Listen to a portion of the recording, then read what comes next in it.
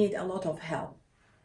Nowadays, lactation and breastfeeding is a subspecialty in pediatrics, and we know a lot more about the biology of lactation, and we have a lot of techniques to help breastfeeding diet, the mother and the baby. And I'm actually a consultant in lactation.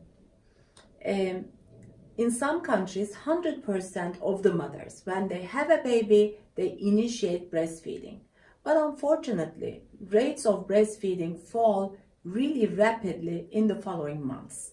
The whole idea of continuation of breastfeeding until at least 6 months of baby's life is a very important step that has been taken. And that step was taken in 1991 with the Baby Friendly Hospital Initiative by World Health Organization and the UNICEF.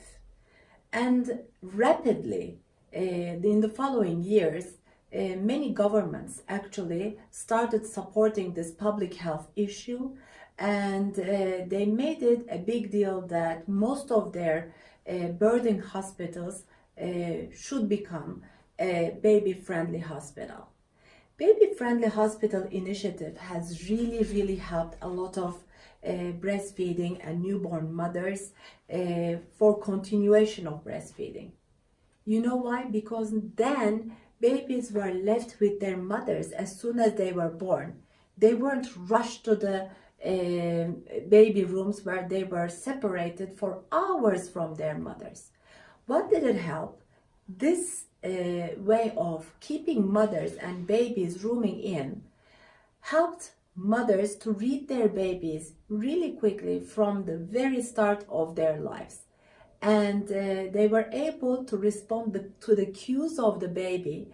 And as soon as the baby wanted to breastfeed, was awake, was able to suckle, the mother was right there to feed the baby. So the skin-to-skin attachment of the mother and the baby and the availability of the baby in the room is really helping the mothers to breastfeed for longer months.